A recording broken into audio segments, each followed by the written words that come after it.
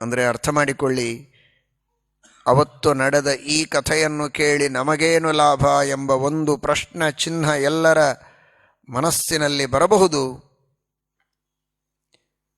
ವೇದವ್ಯಾಸ ದೇವರು ರಚನೆ ಮಾಡಿದ ಶ್ರೀಮನ್ ಮಹಾಭಾರತದ ಶ್ರವಣವನ್ನು ಭಕ್ತಿಯಿಂದ ಮಾಡಿ ನಾವು ವೇದವ್ಯಾಸ ದೇವರ ದಾಸ್ಯವನ್ನು ಮಾಡಿದರೆ, ವೇದವ್ಯಾಸ ದೇವರ ಶಿಷ್ಯರಾಗಿ ಅವರ ಸೇವೆಯನ್ನು ಮಾಡಿದರೆ ದಿವ್ಯವಾದ ದೃಷ್ಟಿಯನ್ನು ನಮಗೂ ಕೊಟ್ಟು ವೇದವ್ಯಾಸ ದೇವರು ಅನುಗ್ರಹ ಮಾಡುತ್ತಾರೆ ಅಂತ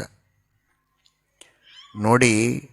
ಧೃತರಾಷ್ಟ್ರ ವೇದವ್ಯಾಸ ದೇವರ ಮಾತು ಕೇಳಲಿಲ್ಲ. ಯುದ್ಧ ನಿಲ್ಲಿಸು ಅಂತ ವೇದವ್ಯಾಸ ದೇವರು ಹೇಳಿದರು.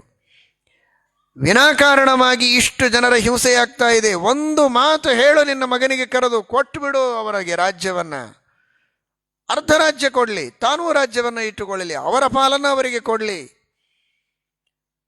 ರಾಜ್ಯ ಕೊಡೋದಕ್ಕೆ ಹೇಳು. ಇನ್ನಾದರೇನಾಯಿತು, ಆದದ್ದಾಯಿತಿನ್ನಾದರೂ ಒಳ್ಳೆ ದಾರಿ ಹಿಡಿಯೋ ಧೃತರಾಷ್ಟ್ರ ಹೇಳಿದ್ದಾರೆ ವೇದವ್ಯಾಸ ದೇವರು. ಕೇಳಲಿಲ್ಲ ಧೃತರಾಷ್ಟ್ರ. ಒಬ್ಬನಿಗಾಗಿ ಇಷ್ಟು ಜನ ಸಾಯ್ತಾ ಇದ್ದಾರೆ, ದುರ್ಯೋಧನ ದುರಾಗ್ರಹಕ್ಕಾಗಿ. ಮಗನ ಮೇಲಿನ ಮೋಹ ಇರಬೇಕು, ಇಷ್ಟರ ಮಟ್ಟಿಗೆ ಅಲ್ಲ. ಒಬ್ಬನಿಂದ ಇಡೀ ದೇಶಕ್ಕೆ ನಾಶ ಆಗೋದಾದರೆ ಅವನನ್ನೇ ಬಿಡಬೇಕು.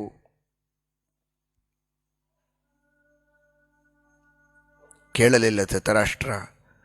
ತನ್ನ ಮಾತನ್ನು ಕೇಳದಿದ್ದರೂ ಧೃತರಾಷ್ಟ್ರನಿಗೆ ಬುದ್ಧಿ ಕಲಿಸುವುದಕ್ಕೋಸ್ಕರ ಅಂತ ಸಂಜಯನಿಗೆ ದಿವ್ಯ ದೃಷ್ಟಿಯನ್ನು ಕೊಟ್ಟು ಎಲ್ಲ ಸುದ್ದಿಯೂ ಅವನ ಕಿವಿಗೆ ಮುಟ್ಟುವಂತೆ ವೇದವ್ಯಾಸ ದೇವರು ಮಾಡಿದ್ದಾರೆ ಅಂದರೆ ಆಲೋಚನೆ ಮಾಡಿ.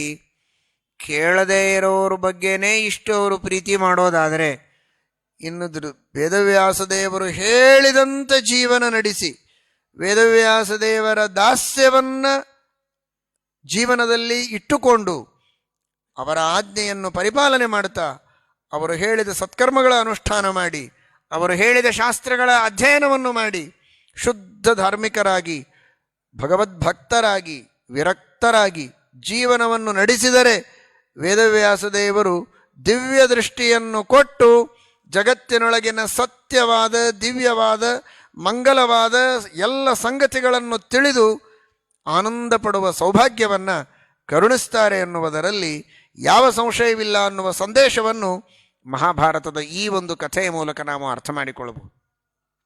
ನಿಜವಾಗಿಯೂ ಅಂತಹ ದಿವ್ಯ ದೃಷ್ಟಿಯನ್ನು ವೇದವ್ಯಾಸ ದೇವರು ಕೊಡ್ತಾರೆ.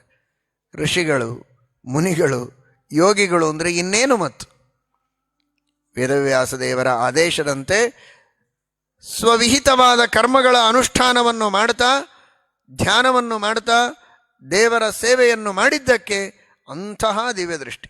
ಕುಳಿತಲ್ಲಿಯೇ ಹಿಂದೆ ನಡೆದದ್ದನ್ನು ಮುಂದೆ ಆಗುವುದನ್ನು ಎಲ್ಲವನ್ನೂ ಹೇಳುವ ಶಕ್ತಿಯನ್ನು ಋಷಿಮುನಿಗಳು ಪಡೆದದ್ದು ಹೇಗೆ? ಸಂಜಯನಿಗೆ ಒಬ್ಬನಿಗೆ ವರ ಕೊಟ್ಟರು ವೇದವ್ಯಾಸ ದೇವರು ಅಂತ ತಿಳಿಯಬೇಡಿ. ಈ ರೀತಿ ವೇದವ್ಯಾಸ ದೇವರ ಭಕ್ತರಾದಂತಹ ಸಾವಿರ ಸಾವಿರ ಲಕ್ಷ ಲಕ್ಷ ಋಷಿಗಳಿಗೆ, ಮುನಿಗಳಿಗೆ, ಜ್ಞಾನಿಗಳಿಗೆ ವೇದವ್ಯಾಸ ದೇವರು ವರ ಕೊಟ್ಟಿದ್ದಾರೆ, ಅನುಗ್ರಹ ಮಾಡಿದ್ದಾರೆ ಅನ್ನುವುದಕ್ಕೇನೆ ಅವರು ತ್ರಿಕಾಲ ಜ್ಞಾನಿಗಳಾದದ್ದು.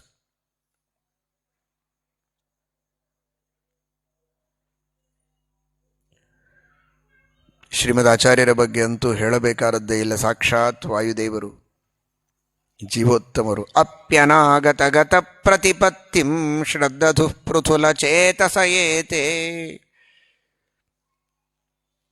ಶ್ರೀಮದ್ ಆನಂದ ತೀರ್ಥ ಭಗವತ್ಪಾದಾಚಾರ್ಯರ ಚರಿತ್ರೆಯಲ್ಲಿ ವೇದದಲ್ಲಿ ಒಂದು ಶಬ್ದ ಅಪಾಲ ಎಂಬ ಶಬ್ದ. ಅಪಾಲ ಎಂಬ ಶಬ್ದದ ಅರ್ಥವೇನು ಅಂತ. ಅಪಾಲ ಅಂದರೆ ಕುಷ್ಠರೋಗ ಇದ್ದವಳು ಅಂತ ಒಬ್ಬ ಅರ್ಥ ಹೇಳಿದ ಪಂಡಿತ. ಶ್ವಿತ್ರಿಣೀ ಭವತಿ ತತ್ಪದ ವಾಚ್ಯೇತ್ಯಾಗ್ರಹೇಣ ವದತೋ ವಿದುಷೋತ್ರ.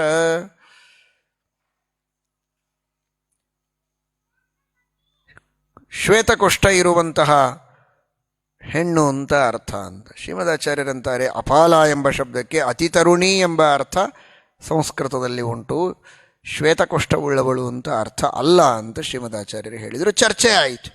ಪ್ರಮಾಣಗಳನ್ನು ಕೊಟ್ಟಿದ್ದಾರೆ ಶ್ರೀಮದಾಚಾರ್ಯರು. ಪ್ರಮಾಣಗಳನ್ನು ಕೊಟ್ಟಾಗಲೂ ವಿದ್ವಾಂಸರು ಒಪ್ಪದಿರುವಾಗ ಕೇರಳದಲ್ಲಿ ಶ್ರೀಮದಾಚಾರ್ಯರು ಹೇಳಿದರು, ಕಶ್ಚಿದೇಷ್ಯತಿ ವಿಪಶ್ಚಿದಿಹೈನಂ ಪೃಚ್ಛತೇತ್ಯಗ ಪೃಚ್ಛತ ಇತ್ಯಗಮದ ಅಥೋಕ್ತವ. ಒಬ್ಬ ಶ್ರೇಷ್ಠರಾದಂತಹ ವಿದ್ವಾಂಸರು, ಇಂತಹ ಲಕ್ಷಣಗಳಿಂದ ಕೂಡಿದವರು ಇನ್ನು ಕೆಲವು ದಿನಗಳಲ್ಲಿ ಇಲ್ಲಿ ಬರುವವರಿದ್ದಾರೆ. ಅವರಿಗೆ ನೀವು ಇದನ್ನು ಕೇಳಿ, ಅವರು ಸರಿಯಾಗಿ ಹೇಳ್ತಾರೆ, ನನ್ನ ಮೇಲೆ ವಿಶ್ವಾಸ ಇಲ್ಲ ಅಂದರೆ ಬಿಡಿ ಅಂತ ಹೇಳಿ ಶ್ರೀಮದಾಚಾರ್ಯರು ಹೊರಡ್ತಾರೆ. ಶ್ರೀಮದಾಚಾರ್ಯರು ಹೇಳಿದ ದಿನ, ಅವರು ಹೇಳಿದ ಮುಹೂರ್ತಕ್ಕೆ ಹೇಳಿದ ಲಕ್ಷಣಗಳಿಂದ ಕೂಡಿದ ಅದೇ ತರಹದ ಒಬ್ಬ ವ್ಯಕ್ತಿ ಬರ್ತಾರೆ. ಅವರಿಗೆ ಇವರು ಪ್ರಶ್ನೆ ಕೇಳುತ್ತಾರೆ. ಅವರು ಸರಿಯಾಗಿ ಶ್ರೀಮದಾಚಾರ್ಯರು ಹೇಳಿದ ಅರ್ಥವನ್ನೇ ಹೇಳುತ್ತಾರೆ. ಪಂಡಿತರಿಗನಿಸ್ತು, ಇವರ ಪಾಂಡಿತ್ಯ ಮಾತ್ರ ಬಹಳ ದೊಡ್ಡದು ಅಂತ ಇಷ್ಟು ದಿನ ಅಂದುಕೊಂಡಿದ್ವಿ. ಆದರೆ 3 ಕಾಲದಲ್ಲಿ ನಡೆಯುವ ಎಲ್ಲ ಸಂಗತಿಗಳು, ಘಟನೆಗಳು ಇವರಿಗೆ ತಿಳಿದಿವೆ ಅನ್ನೋದು ನಮಗೆ ಅರ್ಥವಾಗಿರಲಿಲ್ಲ. ಈಗ ಅರ್ಥವಾಯಿತು ಅಂತ ತಲೆಬಾಗಿ ನಮಸ್ಕರಿಸಿದರು ಅಂತ. ಇದು ವೇದವ್ಯಾಸ ದೇವರ ಅನುಗ್ರಹ. ಸಂಜಯನಂತಹ ಒಬ್ಬ ಸಾಮಾನ್ಯ ವ್ಯಕ್ತಿಯ ಮೇಲೆ ಮಾಡಿದ ಅನುಗ್ರಹ ಜೀವೋತ್ತಮರಾದ ವಾಯುದೇವರ ಮೇಲೆ ವೇದವ್ಯಾಸ ದೇವರು ಮಾಡದೇ ಇರ್ತಾರೆಯೇ? ಅಂತಹ ಶ್ರೀಮದ್ ಆನಂದತೀರ್ಥ ಭಗವತ್ಪಾದಾಚಾರ್ಯರು ವೇದವ್ಯಾಸದೇವರ ಕೃಪೆಗೆ ಪಾತ್ರರಾಗಿ, ವೇದವ್ಯಾಸದೇ ಎಸ್ತತ್ ಪ್ರಸಾದಾದ ಕೆಲವಂಶ್ಚ ವೇದಾನ್, ವೇದವ್ಯಾಸದೇವರ ಕೃಪೆಯಿಂದ ಅನಾದಿ ಕಾಲದಿಂದ ಶುದ್ಧವಾದ ತತ್ವಜ್ಞಾನವನ್ನು ಪಡೆದ ಮಹಾನುಭಾವರು ನಮಗೆ ತತ್ವಗಳನ್ನು ಉಪದೇಶ ಮಾಡುತ್ತಾರೆ ಎಂದರೆ ಎಷ್ಟು ಆ ತತ್ವಗಳು ಪ್ರಾಮಾಣಿಕವಾದದ್ದು, ಸತ್ಯವಾದದ್ದು, ವೇದವ್ಯಾಸದೇವರಿಗೆ ಸಮ್ಮತವಾದದ್ದು ಅನ್ನೋದನ್ನು ನಾವು ಅರ್ಥ ಮಾಡಿಕೊಳ್ಳಬಹುದು.